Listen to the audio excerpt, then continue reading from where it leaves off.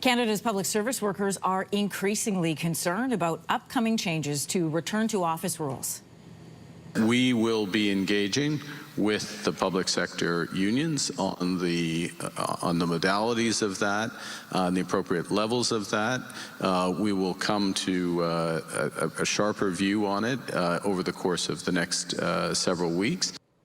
So speaking in Ottawa earlier this week, that was the Prime Minister saying the federal government will be speaking with union leaders about workers spending more time in the office in the coming weeks. So this follows rumors that employees would be ordered to return to 5 days a week. For a closer look at the issue, we're joined this morning by Sharon D'Souza, National President of the Public Service Alliance of Canada. Good morning.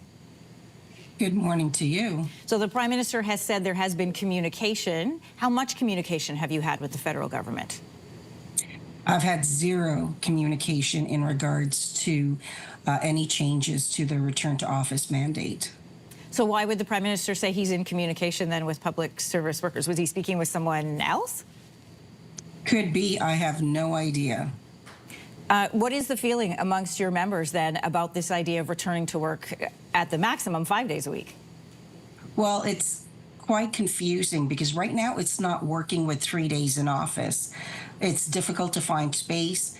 People are communicating on a platform, MS Teams, to be able to have meetings. And so the question is, why the change of heart?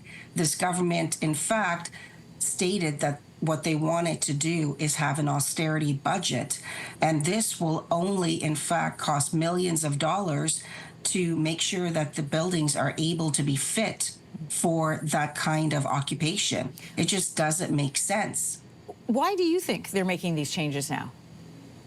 I can't comment on that. All I know is in their budget, they made it clear that they are reducing the number of workers that they have by 30,000, which means less services that will be delivered. And yet they're saying that they want everyone in-house. And it doesn't make sense. So where's the cost savings that they stated that they wanted? To your point, we know in Canada's latest budget that Ottawa is planning to cut another 28,000 public service positions in effort to save billions in the next 5 years. So by mandating public service workers back into the office, it's possible some workers would simply leave their jobs. Is this probably a method? Could this be a method of attrition, of them reaching that target?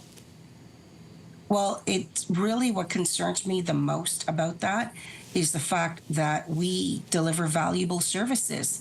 And on top of that, why would you let go of a group of people that know how to deliver those services?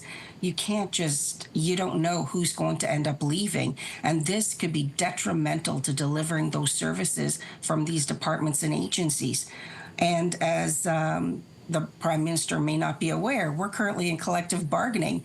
That means there's a statutory freeze on our working conditions. The government cannot just change that arbitrarily.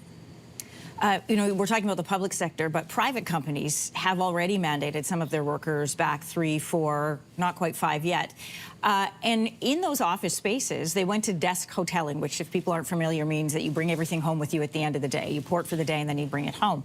But a lot of those private companies reduced their floor space to save on rents when people were working from home. And then they brought everybody back and there wasn't enough space. Is it possible that federal workers would face the same problem, or did their square footage stay the same during this period post-pandemic? Well, and that's the problem. Right now, we don't have enough square footage. And the other thing is the buildings are archaic. They would have to be retrofitted. There would be a serious investment of money. Millions of dollars would have to be spent to ensure that there's enough space and the buildings are up to code. So how is this austerity budget of cutting jobs when, in fact, they're going to have to spend more money? The logic just doesn't make sense.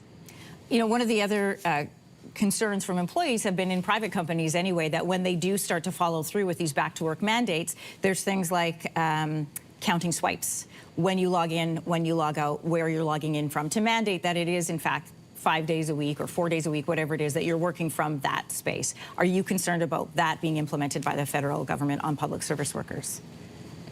Currently, there is technology that is used to ensure that people are logging in and that they are where they're supposed to be.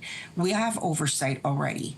The concern that I have is what this is going to do is it's not working with 3 days. What makes you think is going to work with 5? And I'm concerned about the services that people in Canada rely on more than ever. Right now, everyone, it's quite a turbulent time, and they need to know that the services that they need is at their fingertips. I do not want to see service interrupted because the government is choosing a different direction without consultation. Is there any space for negotiation on this?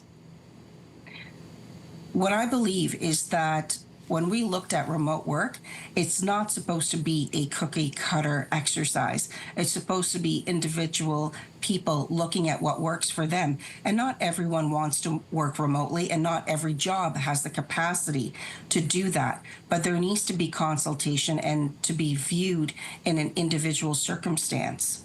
And I would have hoped that this announcement would have been done with the unions that represent the employees or the employees themselves versus at a breakfast held by Mayor Sutcliffe. So if you had had consultation with the Prime Minister, or when you do down the road, if that happens, what will you say? Well, first of all, I'd like to know the logic behind it.